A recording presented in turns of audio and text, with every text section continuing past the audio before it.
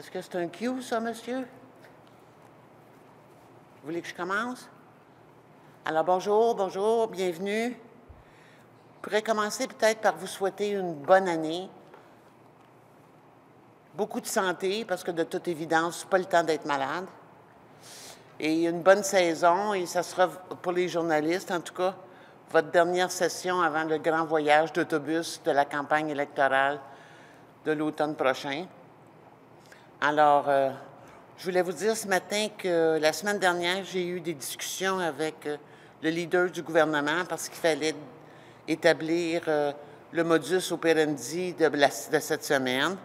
On ne s'est pas entendu sur plusieurs points, entre autres le fait qu'ils aient voulu repousser l'étude du projet de loi 11 sur l'accessibilité à un médecin, qui m'apparaît quand même être assez important en cette période où notre système de santé craque de partout, que les citoyens sachent qu'il y a une préoccupation de leur trouver un médecin. De toute façon, on ne s'est pas entendu, donc ils ont repoussé à plus tard les auditions pour ce projet de loi-là. Ils doivent nous recontacter cette semaine pour établir le modus operandi de la nouvelle session qui commence en février. On verra. Moi, j'ai déjà bien clairement établi mes priorités. Je souhaite qu'ils rappellent le projet de loi 898 qui vise à revoir la loi sur la santé et l'état d'urgence sanitaire dans le projet de loi, de façon à ce que... Et j'ai exprimé très clairement mon vœu que l'Assemblée nationale revienne à la normale, que les députés puissent siéger et voter en personne et que les débats puissent reprendre. Mais sur la prochaine session, je vais laisser mon chef, M. Éric Duhem, vous en parler. Merci beaucoup, Claire. Bonjour tout le monde. Comme Claire vient de le dire, on a effectivement établi nos priorités en vue de la prochaine session parlementaire. On a appuyé les demandes des autres oppositions aussi qui souhaitaient que l'Assemblée nationale soit rappelée depuis quelques semaines déjà. Malheureusement, le premier ministre préfère continuer à gérer par décret sans démocratie normale. Et aujourd'hui, ce qu'on veut dire, c'est que pour nous, s'ils veulent un consensus unanime, bien, notre exigence, elle est de deux ordres.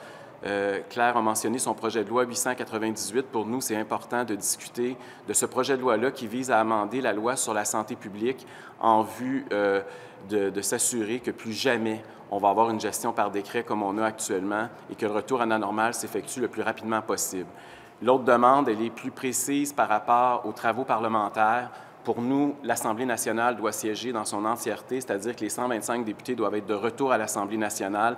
Si on est capable d'envoyer les enfants dans des écoles non mal ventilées, on est capable de rappeler 125 députés à l'Assemblée nationale pour faire leur travail.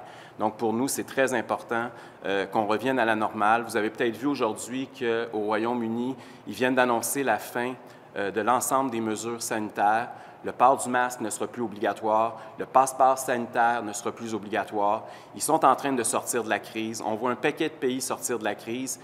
Ici, on agit encore comme si on en était à la première vague. Et c'est ça qui est le problème. On a un variant qui a beaucoup changé la réalité et malheureusement, on a un gouvernement qui n'a rien appris et qui, 2 ans plus tard, nous applique la même vieille recette qu'il appliquait lors de la première vague il y a 1 an et demi, plus qu'1 an et demi, presque 2 ans. Donc ça, c'est un peu notre demande aujourd'hui officielle. On veut rappeler puis réitérer notre solidarité envers les restaurateurs québécois qui subissent ce confinement qui n'en finit plus, qui ont dû fermer pour une 4e fois consécutive. On est solidaire avec les camionneurs qui sont de plus en plus dans la difficulté, particulièrement ceux qui traversent nos frontières. On est solidaire aussi avec les gens qui, je lisais hier, je recevais des messages d'employés de la SAQ, de la SQDC, qui ont reçu un avis hier de leur patron parce que c'était la première journée où on exigeait le passeport vaccinal, qui leur dit « Vous avez le droit de travailler même si vous n'êtes pas vacciné, mais vous n'avez pas le droit d'acheter une bouteille de vin. » On en est rendu dans l'incohérence et le loufoque. Il est temps que ça cesse. La science de la CAQ, c'est incohérence par-dessus incohérence. Et pour nous, c'est le retour à la normale qui s'impose. L'autre idée, je sais que la CAQ voudrait aussi commencer la session parlementaire en présentant un projet de loi sur un impôt vaccinal. Vous ne serez pas surpris d'apprendre que nous sommes totalement opposés à cette mesure-là. J'ai parlé de mon cas personnel un peu plus tôt dans la crise, fait que je peux continuer à en parler. Là, vous savez que je suis double vacciné. Comme des centaines de milliers de Québécois, j'ai j'ai réalisé, pendant le temps des fêtes, j'ai eu des symptômes qui s'apparentent à la COVID. Toute ma famille, on est passé par là. Et on réalise aujourd'hui que même si on a eu la COVID, même si on a un test sérologique positif, bien on va être obligé de se faire triple doser, alors que les experts en santé publique ne nous recommandent pas de le faire. Nos propres médecins nous disent d'attendre au moins 3 mois. Et le gouvernement continue, parce qu'il veut implanter un passeport vaccinal à 3 doses, à exiger que ces gens-là, comme moi, on soit triple dosé, alors que nos médecins disent le contraire, alors que la Dr Quach est allée publiquement dire le contraire, alors que le Dr Weiss est allé dire le contraire, alors que l'INES ne le recommande pas. On a un gouvernement qui n'est pas basé sur la science, c'est des décisions strictement politiques pour imposer un passeport à 3 doses. C'est l'instinct. Hein? On le sait maintenant, ce gouvernement-là gère avec des instincts d'un seul homme. Malheureusement, il n'y a pas toujours les bons, puis plus la crise avance, moins ces instincts sont bons. Donc, on souhaite vraiment que toute cette dérive-là cesse. Et pour ça, ça prend un Parlement fonctionnel, puis ça commence par un retour avec les 125 députés, ici même à l'Assemblée nationale, le 1er février prochain. Maintenant, ça me ferait plaisir de prendre vos questions. Vous avez dit, monsieur. Allez-y. Je vais vous appeler M. Kerr. Monsieur Duhem, vous avez dit, pour nous, c'est le retour à la normale. Oui. Donc, je comprends que vous demandez la levée de toutes les restrictions sanitaires. Oui. En ce moment? Oui. Vous ne pensez pas que ça risque de pousser le système de santé au bord de l'effondrement? Écoutez, ça fait 2 ans que les Québécois se sacrifient pour se sauver le système de santé. Je pense qu'il est temps qu'on revienne à la normale. De toute façon, les chiffres, c'est ça qui est le problème, c'est qu'on est en train de perdre confiance. Vous voyez les sondages encore ce matin, vous l'avez vu la semaine passée aussi, là, les Québécois en ont soupé. Là, on nous a, pendant des années, pendant 2 ans, dit qu'il fallait aplatir la courbe des cas. On ne les compte même plus, les cas, au moment où on se parle. Après ça, on nous a parlé que c'était les hospitalisations qui étaient le drame. Au moment où je vous parle, on nous dit maintenant qu'il y a 50 des gens qui rentrent à l'hôpital, qu'on découvre qu'ils ont la COVID, qui sont comptabilisés comme la COVID, mais qui ne sont pas là parce qu'ils ont la COVID. Puis là, on est rendu que même le premier ministre tweet en fin de semaine que les morts COVID, il faut faire attention parce qu'il y a des gens qui sont morts avec la COVID, mais ne sont pas morts par la COVID, de la COVID, et qu'il faut prendre ces chiffres-là à la légère. Donc, si les chiffres sur les morts ne sont pas bons, si on n'a plus de chiffres sur les cas, puis si les hospitalisations sont gonflées à l'hélium, à un moment donné, il va falloir que les Québécois comprennent que ce qui se passe au sud de nos frontières, ce qui se passe aujourd'hui en Angleterre, c'est peut-être la voie à suivre. Aux soignants, là, en ce moment, qui tiennent le réseau de la santé à bout de bras, qui font des chiffres à n'en plus finir, vous dites quoi? Je vais vous poser une question. Combien de... Non, mais je pose la question. C'est parce que le gouvernement fait comme si ces mesures avaient un impact. Moi, j'aimerais savoir, j'aimerais ça qu'on ait une étude scientifique, parce qu'on a toujours le pif puis les intuitions de M. Legault, mais on n'a jamais de chiffres. Combien de gens n'ont pas eu la COVID parce qu'ils ont imposé un couvre-feu pendant le temps des fêtes? Combien de gens n'ont pas la COVID aujourd'hui parce qu'il est en train de foutre les restaurants en faillite en les fermant pour une 4e fois? Combien de gens n'ont pas la COVID au Québec parce qu'on a fermé les cinémas pendant les semaines les plus payantes de l'année puis qu'on est en train de mettre aussi les propriétaires de salles de cinéma en faillite? Un moment donné, il va falloir qu'on se pose des questions. L'intuition de M. Legault, de toute évidence, est à des années-lumière de celle de bien d'autres législation ailleurs dans le monde. Puis malheureusement, les Québécois vont souffrir beaucoup plus que les autres parce que nos mesures sont plus abusives que partout sur le continent. Vous répondez aux soignants qui tiennent le réseau de la santé à bout de bras en ce moment? C'est-à-dire que les soignants doivent cesser de penser que parce qu'on a eu un couvre-feu de 2 semaines, que ça a facilité leur travail. Moi, je ne crois pas ça. Puis il n'y a aucune science derrière cette affirmation-là du premier ministre. Le masque dans les lieux publics, on peut se réunir à la maison, ce qu'on veut qu'on en soit. C'est ça, c'est avec on peut le faire de façon graduelle, qu'on s'assoie puis qu'on en discute. C'est ça le but. C'est pour ça qu'on a besoin d'un Parlement fonctionnel puis qu'on a besoin d'arrêter d'être dirigé par un seul homme qui fait ça avec son pif. On a besoin d'avoir ces discussions-là. On a besoin de voir ce qui se passe ailleurs. Vous savez qu'il y a un paquet d'États. On va regarder les games de la NFL en fin de semaine pour les séries. On va voir des 70 000 personnes rassemblées, pas de masque, dans des États où les gens sont 2 fois moins vaccinés que nous. Puis ces gens-là, tout est correct. Monsieur Legault, là, ça fait 2 ans qu'on est en crise. Qu'est-ce qu'il a fait pour augmenter la capacité hospitalière au Québec? Qu'est-ce qu'il a fait pour qu'on ait plus de lits? Vous pensez que la situation au Québec elle permet de faire la même chose que dans les... Bien, si elle ne permet pas, qu'on nous dise pourquoi, puis à ce moment-là, ayons un débat sur la réforme du système de santé québécois. Parce que de toute évidence, là, le système de santé québécois...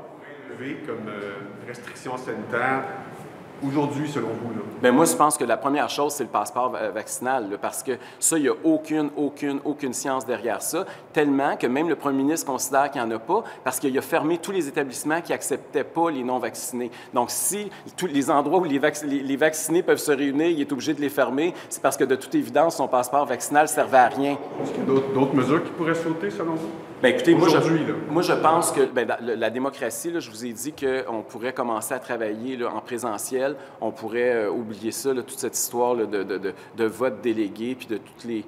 On est capable de réunir 125 personnes à l'Assemblée nationale en sécurité. Si on est capable de réunir des centaines de milliers d'enfants dans des écoles là, mal ventilées, je pense qu'à l'Assemblée, on serait capable. Parce que vous parlez des élus, mais pour la population en général, ce serait quoi les mesures qui seraient applicables aujourd'hui? Bien, moi, on pourrait rouvrir aussi les restaurants. Là, on pourrait donner un break à nos restaurateurs. Vous savez que là, il y a plusieurs restaurateurs qui menacent d'ailleurs d'ouvrir leurs portes contre la loi dans les prochains jours. Moi, ça m'inquiète. Il n'y a plus de cohésion sociale au Québec.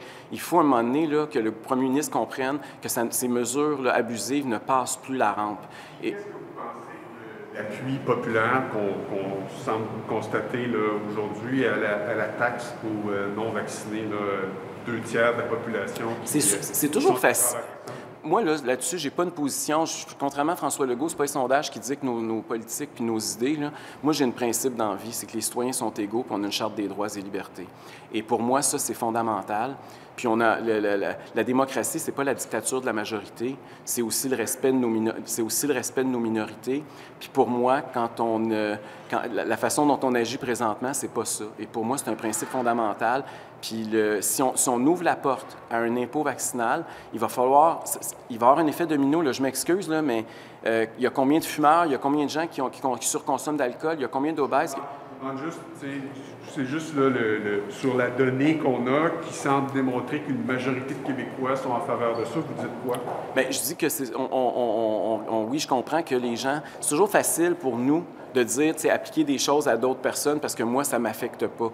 Quand ça nous affecte directement, on est toujours plus concernés, puis c'est normal, tous les êtres humains sont faits comme ça. Mais ce que je dis, c'est pas parce qu'il y a une majorité que ça les dérange pas qu'on impose des taxes à d'autres individus qu'on devrait nécessairement le faire. Il manquerait de sensibilité envers les non-vaccinés, c'est ça? Non, c'est juste que les gens disent « ça ne m'affecte pas ». Mais moi, ce qu'on dit, nous, en tant que parti politique, il faut aussi écouter les gens que ça affecte. Et pour ça, nous, on prend en considération l'ensemble du problème. Puis ça ouvre la porte aussi. Ce n'est pas juste sur cette politique-là. Là. Si on applique ça... D'ailleurs, moi, personnellement, là, si vous me demandez sérieusement ce que j'en pense, je pense que le gouvernement bluffe. Je ne crois pas qu'il va y avoir un impôt vaccinal au Québec. Je pense que ce gouvernement-là est en train de mettre de la pression qui ne fonctionne de toute évidence pas, mais il est toujours en mode de vouloir se venger. Mais je ne vois pas légalement comment il va pouvoir implanter ça au Québec et au Canada. On a des lois qui protègent les gens, on a des lois aussi qui empêchent de payer pour des traitements médicaux. Donc, je vois très difficilement la mise en application. J'ai très hâte de lire le projet de loi que va déposer le gouvernement. D'ailleurs, il nous a donné très peu de détails et c'est peut-être la raison pourquoi.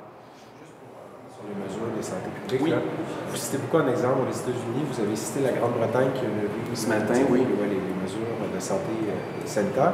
Est-ce que vous pensez que demain matin au Québec, on pourrait avoir 20 000 personnes au Centre Bell, pas de masque? Est-ce qu'on ouvre les restaurants, pas de masque, les cinémas, pas de masque? Présentement, là, le problème qu'on a, c'est que le gouvernement fait toujours peur. On est ceux qui ont eu les mesures sanitaires les plus restrictives. Et on est, au Canada, de loin, ceux qui ont le plus de décès. Le problème, puis vous allez le voir dans le rapport de la commissaire à la santé dans quelques minutes, le problème, il s'est passé dans nos CHSLD administrés par le gouvernement. L'incompétence puis l'incurie gouvernementale depuis des années dans nos CHSLD a confiné le reste du Québec de façon abusive depuis 2 ans. C'est ça qui est le problème au Québec. Au moment où je vous parle, là, il y a même s'il y a une population plus élevée, allez voir aujourd'hui combien il y a de décès. C'est juste pour bien comprendre ce que vous demandez. Je ne veux pas l'interpréter. Non, mais je viens de vous le dire. Est-ce que vous demandez la levée de l'ensemble des mesures sanitaires?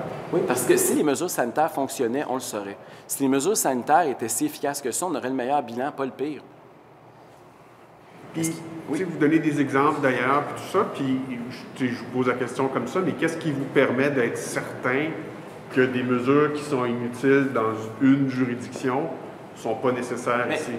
qu'est-ce qui nous permet d'être certain? Il n'y a pas de certitude dans la vie, mais il y a une certitude qui sont difficiles à faire. Il y a une certitude, là, c'est qu'on est en train de pousser un paquet de Québécois à la détresse psychologique. On est en train de pousser des milliers d'entreprises à la faillite. On est en train de créer une crise sociale. On est en train de monter un groupe contre un autre dans la société. On est en train de diviser et de déchirer le Québec et d'appauvrir le Québec comme probablement jamais dans son histoire. On est en train de violer des libertés fondamentales pour tous les citoyens qu'on pensait jamais qu'au Québec, on aurait un gouvernement qui ferait ça. On est en train de gérer par un seul homme alors qu'on est en démocratie, une des plus anciennes. Pour moi, là, ça me préoccupe beaucoup. Tout ça au nom de peut-être que, sans jamais d'évidence scientifique, un moment donné, ça va faire. Là. Ça fait 2 ans qu'on est dans ce discours-là. Là. Je pense qu'il est temps qu'on sorte de là. Je comprends que M. Legault est un homme très orgueilleux, mais à un moment donné, il va falloir qu'il fasse son mea culpa puis qu'il recule. La situation dans les hôpitaux qu'on nous décrivait pas plus tard qu'hier, où on en est rendu, à quelle décision on est rendu. Si M. Legault veut utiliser les patients pour justifier ses politiques... Si vous me laissez juste finir ma question, s'il vous plaît. Je comprends que votre réponse est importante, puis d'ailleurs, je l'attends avec grand intérêt.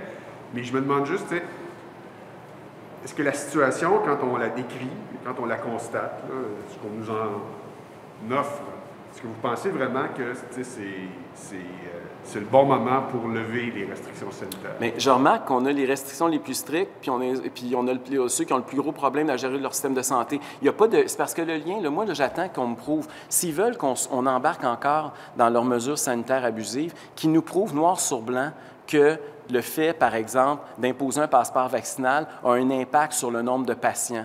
Parce que présentement, on n'en a aucune évidence. C'est toujours l'intuition d'un seul homme. Ça, c'est assez, là. On s'est fié à cette intuition-là, puis ça nous a mené dans le mur. Que la situation n'empirerait pas dans les hôpitaux avec ce que vous réclamez. C'est parce qu'on ne peut pas... Le fardeau de la preuve repose sur celui qui brime les libertés des citoyens. Et malheureusement, M. Legault ne nous a pas encore démontré... Vous m'avez demandé de vous laisser le temps de poser vos questions. J'aimerais ça que vous me laissiez le temps de répondre. Je veux juste vous dire que moi, là, on ne peut pas juste pour un seul homme qui a une intuition brimer l'ensemble des libertés éternellement. Ça fait 2 ans que ça dure. Un moment donné, il faut qu'il y ait une sortie de crise. Ça prend une lumière au bout du tunnel. On a des Québécois qui sont désespérés. On a des problèmes de santé mentale comme on n'en a probablement jamais eu dans notre société. On a des Québécois qui sont angoissés.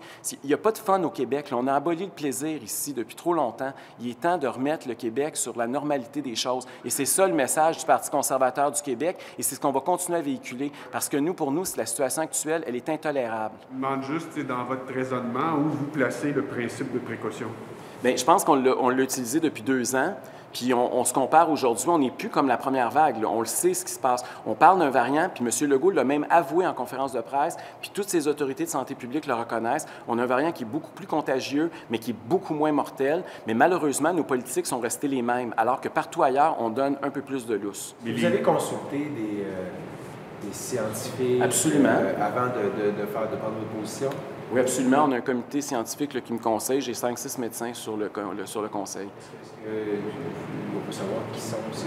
Bien, je peux vous mettre en contact avec. Je vais leur parler avant, là, parce que je ne veux pas faire du name dropping, puis après ça, qu'ils reçoivent un appel. Mais si ça vous intéresse, je peux vous mettre en contact avec certains d'entre eux. Vous parlez beaucoup de l'intuition de M. Legault. Là, oui. Vous l'avez mentionné à plusieurs reprises. Il y a quand même, la santé publique, l'INSPQ, l'INES, il y a quand même des experts indépendants qui peuvent critiquer les mesures du gouvernement, mais qui généralement vont être en faveur quand même du maintien on ne le sait pas, on ne voit pas les rapports. Mais c'est ça, quand est-ce qu'ils vont nous déposer ça? Quand est-ce qu'on va déposer la preuve scientifique? Parce que là, puis c'est un autre problème. C'est depuis le début de la crise, puis on a beau avoir changé M. Arruda pour M. Boileau, très sympathique, sauf que le problème reste le même. Hein? L'apparence d'indépendance entre l'INSPQ, puis la santé publique et le gouvernement, malheureusement, elle n'est pas plus évidente. Là. Et tant qu'à moi, ça aussi, c'est un gros problème au Québec qu'on a. Là. Il y a une espèce de mélange, il y a une espèce d'amalgame entre les deux. Puis c'est très difficile. On l'a vu, rappelez-vous, avant Noël, on l'a vu quand M. Legault a demandé d'avoir des parties de Noël à 20 personnes, puis quelques jours plus tard, M. Arruda, il a hoché du bonnet, puis finalement, regardez ce qui est arrivé. Puis là, on vient de le voir encore, il y a quelques jours, pour le retour en classe des élèves. M. Legault qui demande qu'il veut le retour en classe des élèves le 17 janvier, puis quelques heures ou quelques jours plus tard, le nouveau M. Arruda qui dit oui, scientifiquement, là, vous avez raison, M. le Premier ministre, il y a des raisons de se poser beaucoup de questions face à ce type de gestion-là. Est-ce que c'est tout? Content des sondages aujourd'hui? Bien, écoutez, les sondages reflètent un peu cet état d'esprit-là. Je pense que les Québécois sont à bout.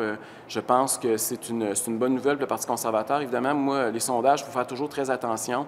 Il reste beaucoup de travail à faire. Je comprends que pour nous, vous comprenez qu'on partait de très, très loin. Hein, un parti qui a eu 1 % des votes à la dernière élection, qui avait 500 membres. Moi, ce qui me réconforte, c'est de voir la croissance, notamment de notre membership. On est à plus de 46 000 membres au moment où je vous parle. On est le parti qui compte le plus grand nombre de membres au Québec. Et pour moi, ça, c'est du solide, c'est du rock. C'est là-dessus qu'on bâtit pour une campagne électorale. Et c'est là-dessus qu'on travaille présentement, justement, à construire nos associations dans chacune des circonscriptions, à trouver des candidatures dans chacune des circonscriptions. Et c'est le travail là, de tous les militants conservateurs de partout au Québec. Donc, je suis heureux du sondage, mais un sondage, là, ça n'annonce pas nécessairement juste des bonnes nouvelles. Il va falloir travailler encore très fort, se cracher dans les mains. Mais c'est sûr que aujourd'hui, comme parti d'opposition, c'est sûr que quand on se regarde, on se désole. Quand on se compare, on se console, parce que je ne voudrais pas être des souliers non plus des 3 autres partis. Je pense que de plus en plus, on le voit, on le sent sur le terrain. Il y a une polarisation qui est en train de s'effectuer au Québec. C'est M. Legault, évidemment, qui l'a beaucoup alimenté, entre ceux qui veulent prolonger ce type de mesures et cette approche-là et ceux qui sont contre. Puis c'est clairement un débat entre la Coalition Avenir Québec et le Parti conservateur du Québec. Est-ce qu'il y a des membres du Parti conservateur qui sont favorables à la contribution que le gouvernement veut exiger des non-vaccinés? Peut-être, il faudrait leur demander, mais j'ai pas eu beaucoup de gens. Il n'y a personne qui m'a fait des représentations à cet effet-là. Vous ne craignez pas qu'une fois que les mesures sanitaires seront descendues, vous ne craignez pas un effritement de vos appuis? C'est une très bonne question, puis on se la pose nous aussi, honnêtement. Cela étant dit, moi, je crois, puis c'est pour ça que je pense que c'est très important d'en parler dès maintenant. Notre principal cheval de bataille devra être la réforme du système de santé. Le monopole public a plus sa raison d'être. Nous, vous le savez, on veut instaurer de la concurrence en santé. On veut additionner la contribution du privé. On veut décentraliser. Donc, je pense que les Québécois ont beaucoup souffert ces 2 dernières années parce qu'on a un système de santé inefficace et il va falloir qu'on ait le courage de poser les bonnes questions. Puis malheureusement, il y a 4 partis ici à l'Assemblée nationale qui sont favorables au monopole public inefficace actuel. Nous, on va être l'alternative pour ceux et celles qui veulent un nouveau modèle. Vous avez décidé? Vous comptez vous présenter? Ça s'en vient. J'ai annoncé ma première candidate, comme vous savez, lundi. Puis moi-même, je vais annoncer là, au cours des prochaines semaines la circonscription. Mais vous le savez déjà que ça va être dans la région de Québec. Là, ça sera un secret pour personne. J'aimerais vous poser une question. Vous avez été la première élue là, à joindre le Parti conservateur. La première depuis 80 quelques années, je pense. 86 ans. 86 ans. J'aimerais ça vous entendre sur Mme Casabonne. Qu'est-ce que vous pensez que cette candidature-là apporte au Parti Moi, conservateur? j'étais enchantée. J'ai rencontré Anne à quelques reprises. Et puis, j'étais enchantée de sa candidature. C'est une femme intelligente, qui veut vraiment s'impliquer, puis elle est là pour les bonnes raisons. Et puis, je lui ai offert toute ma collaboration pendant la partielle. Si je peux l'aider, je vais le faire. J'étais très heureuse, très contente. Est-ce que vous allez l'aider à faire campagne Si elle veut, oui.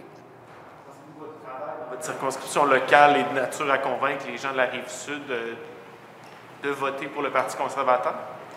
Bien, j'espère que ça... Bien, peut-être, mais je pense pas que mon travail dans mon comté ait un si grand rayonnement que ça. Là. Ça rayonne dans mon comté. Et puis, honnêtement, là, les députés, depuis 2 ans, là, on ne peut pas dire qu'on a travaillé bien fort. Hein, il ne se passe rien. Alors, au lieu de mettre des photos sur leur Facebook alors qu'ils marchent dans les sentiers enneigés, là, il y a une couple de députés de la CAQ qui devraient mettre des photos devant les commerces qui ont fermé dans leur... De la CAQ qui font ça? Ben oui, c'est sûr. Pas très fort. Bien, on n'a pas... Écoutez, là, moi, j'ai été malade une bonne partie de cette année, la dernière, là. Mais honnêtement, là, je ne me suis pas éreinté dans mon comté là, depuis 2 ans, là. Il n'y a pas d'activité. La FADOC ne fait plus d'activité. Les compagnies sont fermées. Il ne se passe pas grand-chose. Là, on ne peut pas dire qu'on s'est éreinté depuis 2 ans, là. Ce ne serait pas à vous d'aller sur le terrain, à la rencontre des citoyens, défendre les causes Écoutez, locales? pour le temps que j'étais à la CAQ, c'était le télétravail obligatoire. Moi, je n'ai jamais fermé mon bureau de comté. Il y a toujours eu un bureau de comté ouvert dans mon comté. Parce que j'estimais qu'en temps de crise, c'est pas le temps de fermer la porte, c'est le temps d'être là. Alors, on a pris les appels, on a répondu, on a fait bien du téléphone, on a été présents sur le terrain, beaucoup travaillé avec les organismes communautaires, Il fallait s'assurer que les gens puissent manger puis que les frigidaires étaient bien remplis. Mais c'est tout, là. Écoutez, là, c'est pas... J'ai travaillé pas mal plus fort que ça dans ma vie, là. Qu'est-ce qui se passe dans le dossier du DG de la Sûreté du Québec? Moi, j'ai fait mes recommandations. J'ai envoyé mon rapport au premier ministre avant la date de l'échéance prévue dans la loi. Je l'ai envoyé. Je pense que j'avais jusqu'au mercredi suivant ma rencontre avec la candidate pour envoyer mon rapport. Je l'ai envoyé le dimanche. C'était quelle date, ça? C'était après l'ajournement, là? Moi, j'ai envoyé, on a journé le jeudi ou le vendredi. Mon rapport est sorti, j'ai envoyé le dimanche. Vous êtes en train de dire que vous avez respecté l'échéance prescrite par la loi?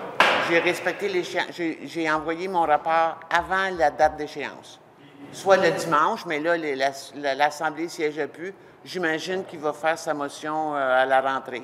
Est-ce que vous êtes favorable à la candidature? Bien, vous le verrez, là. D'après moi, il va faire ça le 1er février. Mais de toute façon, c'était pas nécessaire de le faire avant la fin de la session. La personne est là, elle est déjà là. Fait que, C'est Mme Beausoleil.